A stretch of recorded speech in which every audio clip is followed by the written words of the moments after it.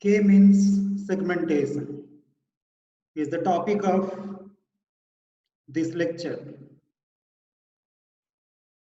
In previous lectures, we have had discussion on segmentation method, how segmentation methods are classified, what are the criteria, what are the metrics, how do we decide that this region has to be segmented, and different possible applications also we have studied.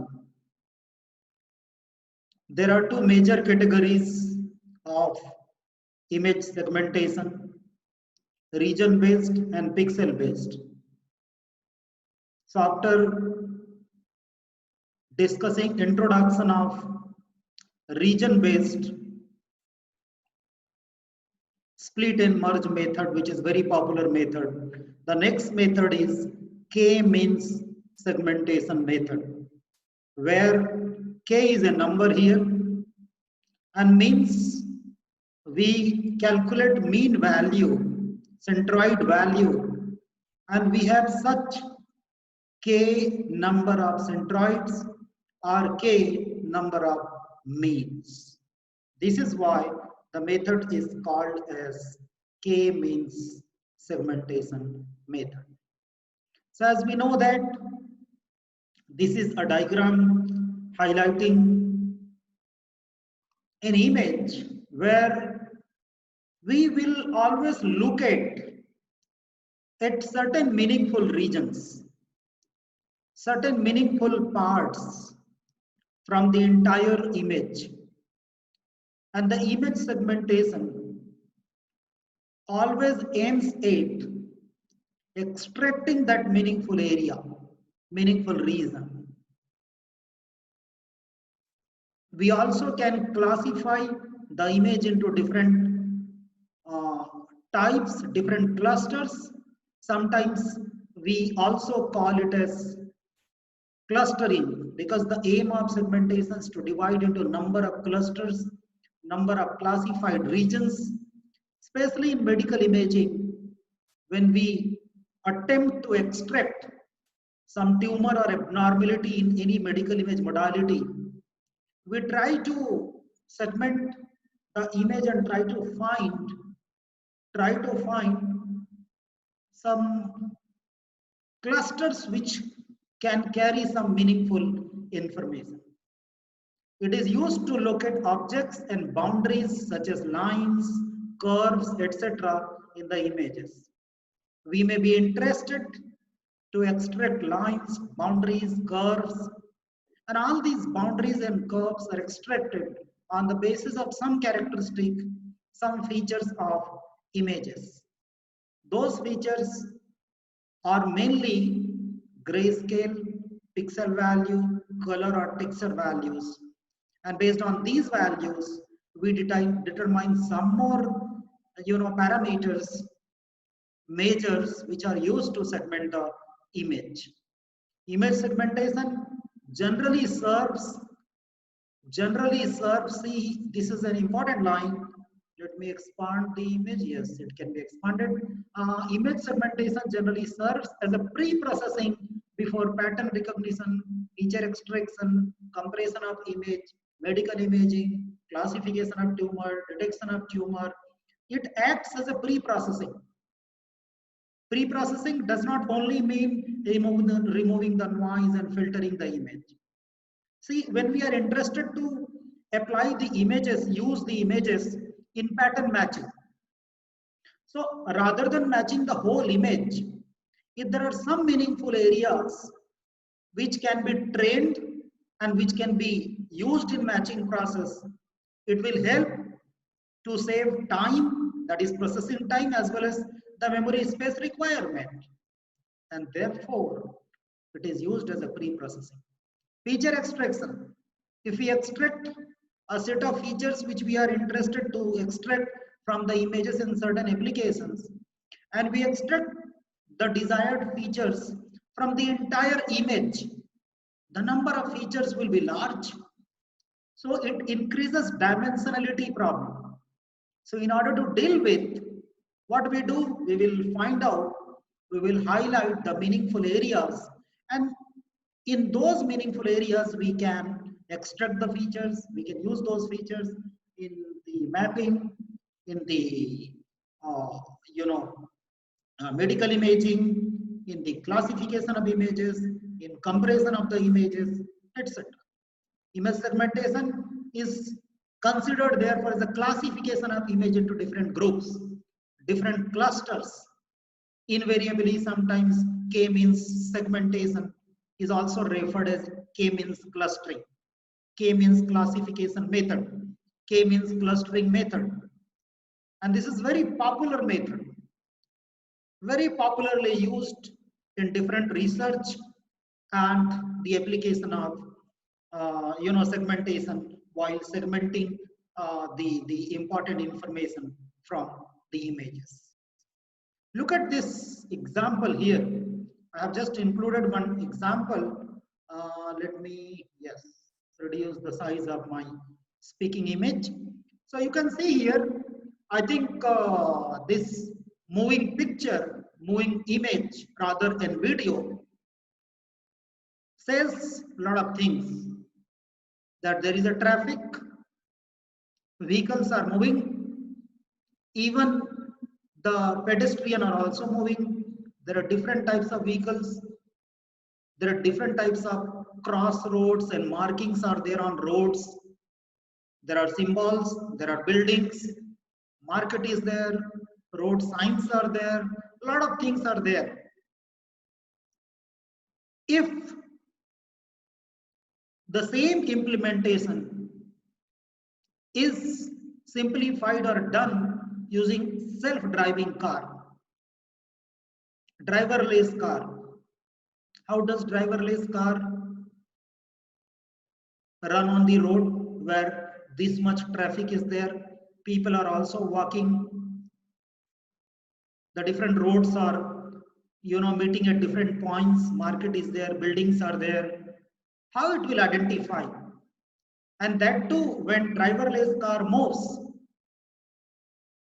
it has to work on real-time picture, real-time images.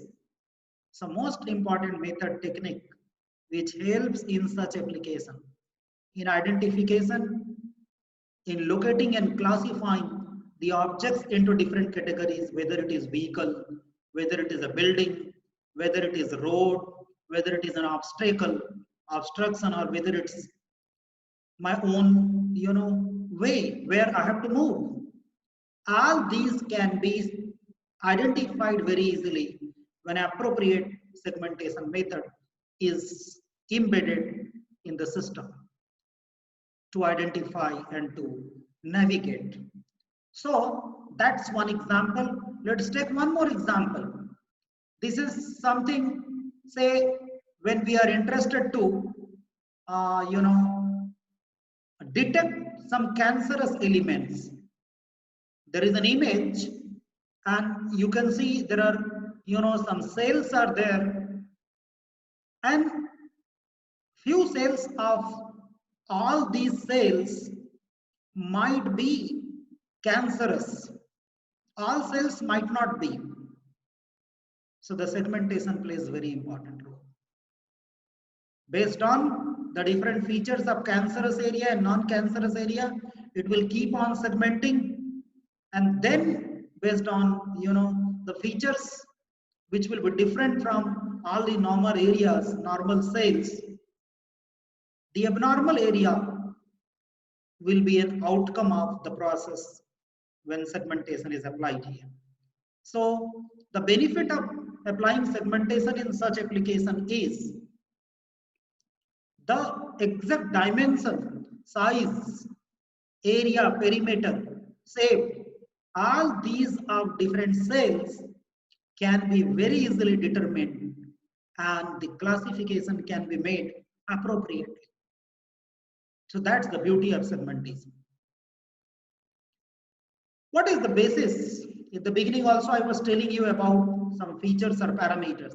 On what basis segmentation starts operating? Segmentation happens, segmentation partitions the image. The simplest method is we'll check discontinuities, abrupt discontinuities. Those discontinuous continuities may be observed in pixel values. Maybe we can find clearly in some images edges which are high frequency content. So wherever discontinuous regions are there, will be separated from other areas where there is some uniform distribution. In other words, we also call it as similarity is very important term. Those areas which are having similarity, if you look at this diagram, it's just an example highlighting the similarity. You see here the white color. These all small regions have been merged together, assuming that, observing that the similarity exists among all these regions. And the similarity is evaluated in terms of different features. We also choose some threshold value as we have discussed in previous method. If the features of these regions are below some threshold value, then we can merge all those regions. All right, so let's start with k-means. As I told you about k-means is the most popular method when we talk about actually segmentation or classification method. There are actually two main categories, supervised and unsupervised. So this actually comes under supervised method. I'm sorry, under unsupervised method. Unsupervised method of clustering. This is used to segment the interest area from the background. In the clusters, partitions the given data into parts based on k centroids. In the beginning of the lecture, I was telling you k is the number of means, k is the number of centroids, which also means we have k number of clusters, k number of groups, and each group has its centroid value.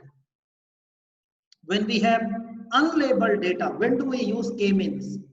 This is unsupervised, right? When do we use? When we have unlabeled data, the data without defined categories or defined groups. We do not have defined, regions, defined boundaries, defined groups. So the data is not labeled. Data is unstructured, unlabeled. And this is why the classification will work in unsupervised way. The data is, there is no prior information about the data. Any data can be subjected to this method. That is k-means clustering method. The certain groups based on, as I told you earlier, based on some similarity are found in the data, and the number of groups which are formed depending on some similarity, those groups are represented as k number of groups. That is k number of clusters. Let's say this is just an example you see here. This is an image where there are 5 clusters, right? 5 clusters are based on income and spending score. You see here this side on x-axis, annual income is there, and on y-axis, spending score. How much is the spending of a person? This is actually about a customer, right? Customer, cluster of customers. We are forming a group of customers based on their income and based on their spending capability, how much they spend and how much they earn.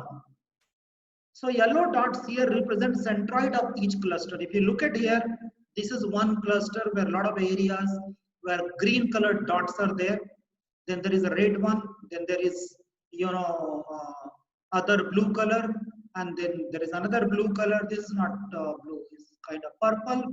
And then there is a color called as, light pink color, where wherever these clusters are there at the center, you see here, yellow color is the centroid of all the clusters. Now, if you see carefully, these blue color dots are scattered here and there. Even the pink color dots are scattered here and there. It's because of those values, those small, subgroups of pixels having similarity, have same features. Therefore, there is a group, there is a cluster, but it has a centroid value, and this yellow dot is representing centroid. What is our aim? The purpose is to minimize the sum of squared distances between all the points and cluster center. What is the meaning? What do we check? Say, let us talk about this blue color. If we check that there is a centroid value, this centroid value, mean value, will have certain definite value. Now what we will do, we will check this mean value and we'll compare this mean value with or all the values of these blue dots with respect to centroid. And then we'll find that wherever it is minimum or where it is very large, so there will be some limit below which, if the distance is minimum or if the distance value is there, those will remain in the same group. And say, for example, these groups are, this side there is a blue color. When we compare this distance with respect to this yellow color, it's very large, but this yellow color of pink group, maybe it's near. So this can be placed in this cluster. So I can just simply explain you what do we do. We determine the clusters. Each cluster has centroid. Now with respect to centroid, we measure the distance of all the points. Those points which are very nearer, they will form the, again modified cluster, and those which are very away, rather they are nearer to some other clusters, other center of the clusters, centroid of the clusters, those points will be merged to the neighboring cluster. So this is how, and this continues. And what will be the next step? The next step is, now we have modified clusters. So in all those modified clusters, we'll again calculate the centroid, and we'll keep on repeating until and unless we find now there is no more point which is moving here and there on the basis of comparing with the centroids of all the clusters. That is the condition of convergence, where it converges. So as I told you, when we check the distance of one particular pixel or particular group with respect to centroid, we always use some objective function, objective metric, some distance metric, and this is that objective function, one of the ways in which we can calculate, where you can see xij minus cj, where cj is of course centroid of j, where xij is with respect to that centroid j, we are calculating the distance of I. I, where what is I? The number of cases. How many cases are there? And all those cases are being compared with jth cluster, right? And how many total cluster where j is varying, because we will do for all the clusters. Okay. So how many clusters we have? We have k number of clusters. And this is why this method is called as k-means. So this is very important. We keep on checking centroid, and then with respect to centroid, we'll check the distance wherever we find, those points are lying nearer to the centroid, they will remain in the same group. But if you observe that some points which are nearer to centroid of other cluster, those points will join other group. So these are the major steps of k-means. You can see here, choose the number of clusters k. We have to decide how many, see, choosing the number of cluster itself, it requires a mechanism. It requires method. You cannot do just randomly. You cannot say that k will be 10, 25, 3 or 17. It requires some method, some appropriate method to choose the number of clusters. But once we choose k number of clusters, we select random k points as the centroids. We will choose centroids in all the clusters, assign each data point to the closest centroid forming the clusters. I have already told you. Now we have calculated, suppose 6 centroids. Now with respect to all those 6 centroids, we will check all those data points which are nearer to centroid 1. They will be joining that cluster, they will be forming that cluster. There is another centroid, centroid 2, and those points which are nearer to centroid 2 will form a cluster. So in this way, there are 6, there are 6 centroids, so there will be 6 clusters. We will recalculate because now the points have joined the centroid, so maybe the centroid value will change. So we will recalculate the centroid value, and after recalculating, we will repeat this. We will evaluate and place the new centroid of each cluster. We will reassign each data point to the new closest centroid and repeat until the convergence. And what is convergence? As I have explained you, convergence means now there is no more data point which is moving to any other cluster. Even if we are calculating the centroid values of all the clusters, centroid value is not changing. So all the data points which were, attached to one of the cluster having some centroid value will remain there because there is no more change. So that is the condition of convergence. So these are the major steps. Very simple. Choose a number of clusters, have or calculate number of centroid values. Then based on centroid value, just wherever or whatever number of data points which are nearer to some data point centroid will form a cluster. Accordingly, there will be k number of clusters. All the data points will be connected to any one of the clusters based on which centroid is nearer to the data point. And then after forming the clusters, we will again calculate the centroid value, again reassign and placing. If there is any change in the position of a data point, means if there is movement from one cluster to third cluster or fourth cluster, it will go on repeating, it will go on moving until unless the convergence comes. Convergence means there is no more movement observed, and there we can stop. As I told you, choosing the value of k is not an easy job. Choosing the value of k is a difficult task. It depends on shape and scale of distribution of points in the data set and the desired clustering resolution. How much is the resolution of clustering? This is from user's perspective. What is the scale of distribution of the points?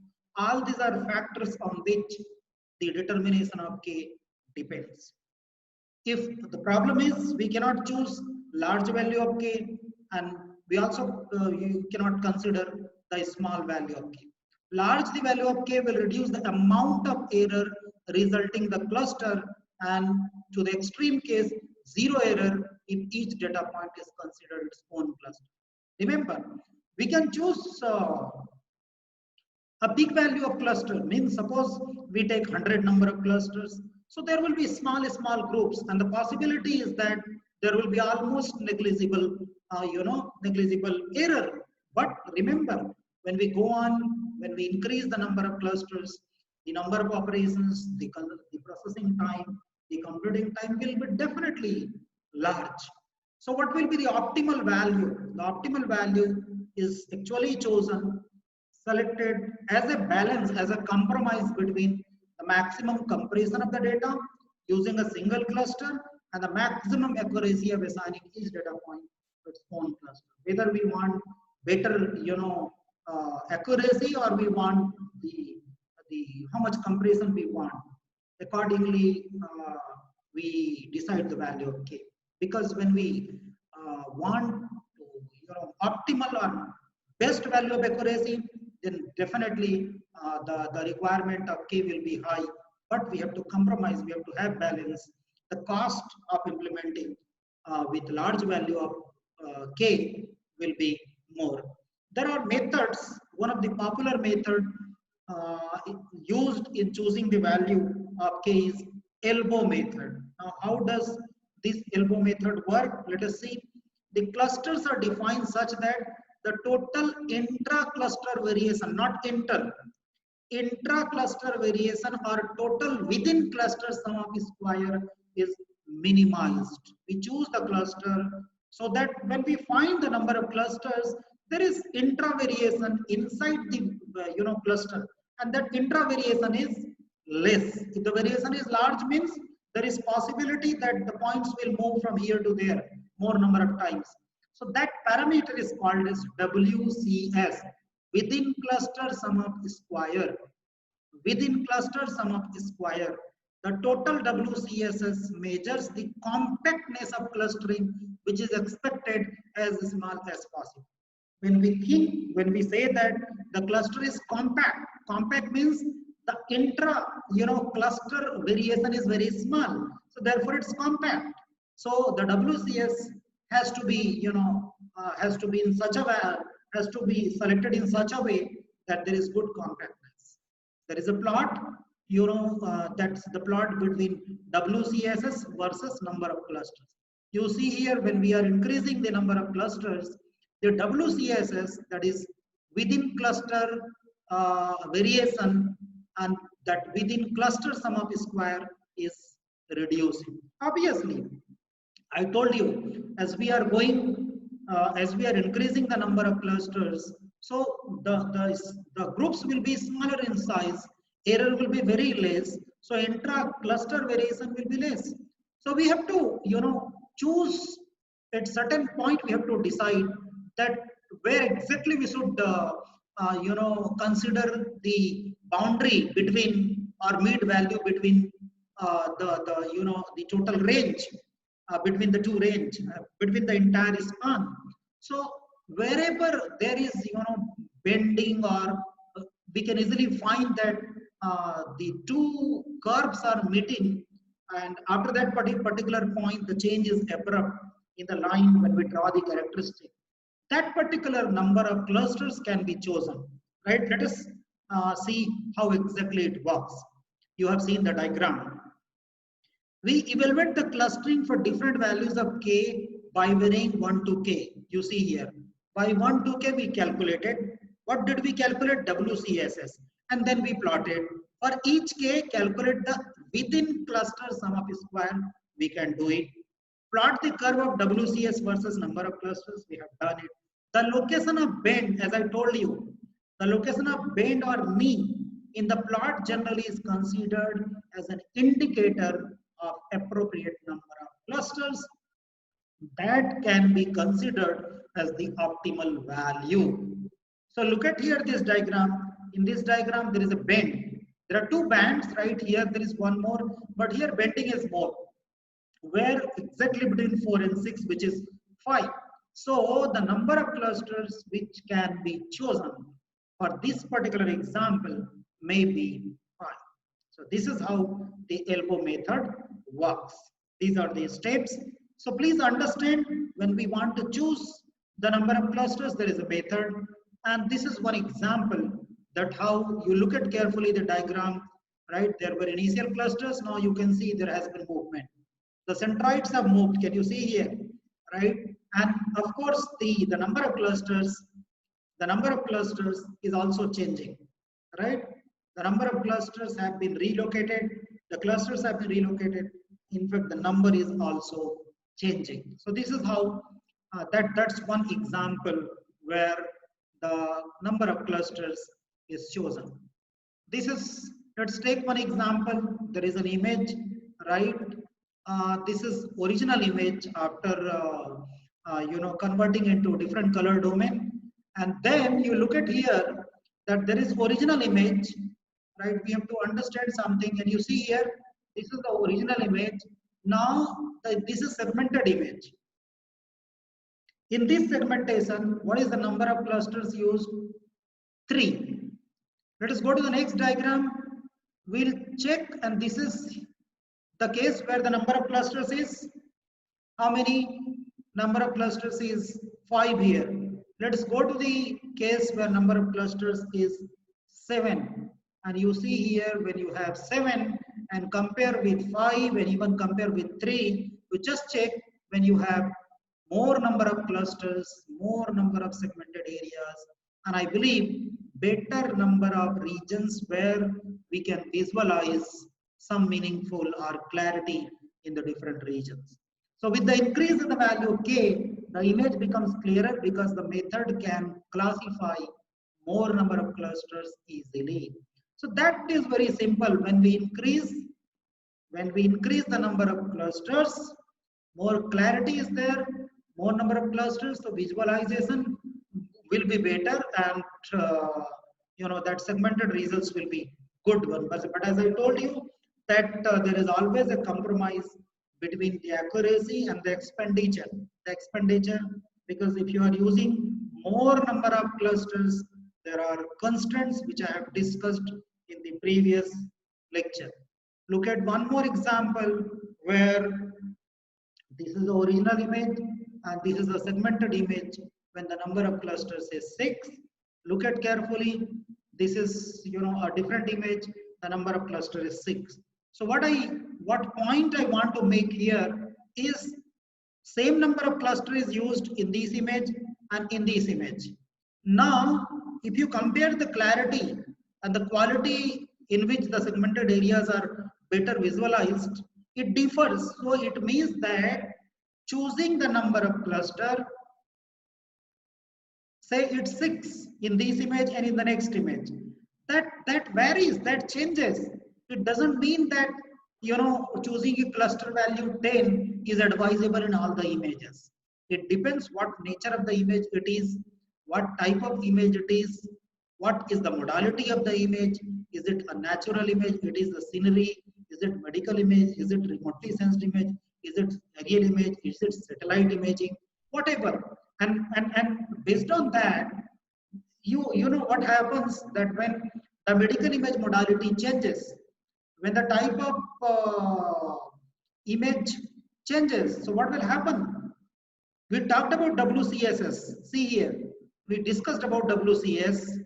The WCSS, that is intravariation, that is within sum of square. WCSS will change. It will not remain for same images. If we calculate WCSS for medical image and then we calculate for remotely sensed image, then the distribution is different. Variation is different. So plot will be different. So if plot will be different, what will happen? If plot is different, then obviously the number of clusters which we are choosing, we want good number of clusters so that segmented areas are meaningful. But the number of clusters for even the same dimension of two images are there. There are two images having same dimension, but the two images are of different types. The number of cluster will be different in order to get the same quality of segmented areas.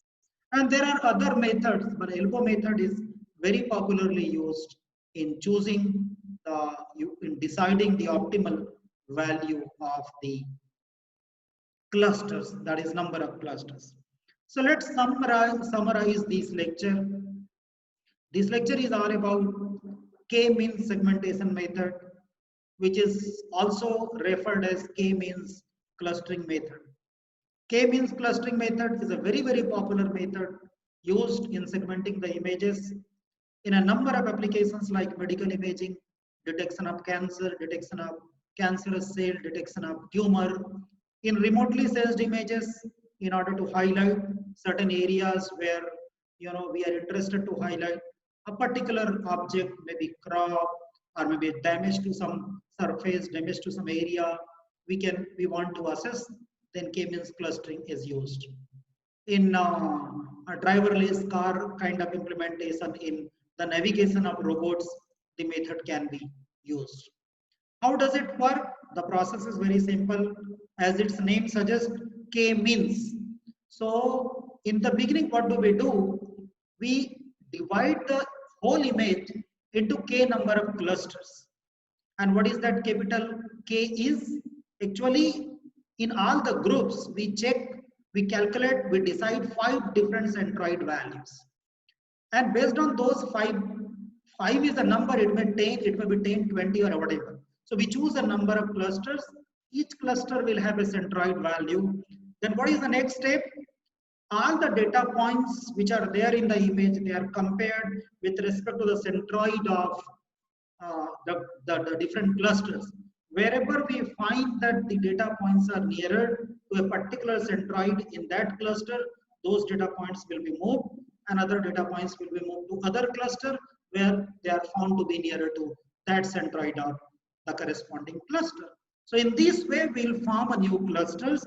The number of clusters is not going to change, but they are getting modified. The clusters are modifying. And when we obtain new clusters, again we'll compute new centroid value. Now the data points have been moved from here to there, so obviously the centroids will change. Now again we'll check all the data points with respect to the centroids of all the clusters using some distance measure or objective function, objective metric, and then we'll keep on repeating this until it converges. The meaning of convergence is when we find that there is no more, when we find that there is no more movement from one cluster to other cluster as far as the data points are concerned, because now there is no more change in the centroids of different clusters, there will stop. So what is the other important thing which we have discussed in this lecture is how to choose the optimal value of number of clusters. There are methods, but ELBO method is very popular where how the number of clusters is computed is chosen. It's done on the basis of a plot, and that plot actually is the plot of WCSS with respect to number of clusters. WCSS is actually a plot of intravariation within the cluster. So within cluster, write sum of the square of distance. WCSS is plotted, and we increase the number of clusters. Then for different clusters, we can calculate WCSS by using a suitable metric, the variation. And then when we plot it, and in the entire plot, after increasing the different values of number of clusters, we will find out where is bend, where is the curve bending abruptly. The large amount of bending is taking place. That bending point, and corresponding to that bending point, the number of clusters can be chosen as the suitable number of clusters. So in the K-means, the number of clusters can be considered large, can be considered small. Choosing a large value is always good, because when we choose a large value, we'll have smaller clusters and there will be better segmentation. But it has drawback, because see how much similarity will be there in an image, and therefore it has huge number of similar areas, huge number of disjoint areas rather. Then choosing a large value is okay. But one more aspect is there. When we choose a large value of k, it will require that much computation as well. So processing time, the computation, the amount of the space for handling and storing all the values will also be the issue in the K-means clustering method. But this method is a very popular method, very effective method, which is used in a number of applications like robotics, medical imaging. I have already mentioned, right? And therefore it's considered as most emerging segmentation method, and you can see it in the current research and studies on image segmentation works. So that's all for this lecture. Thank you.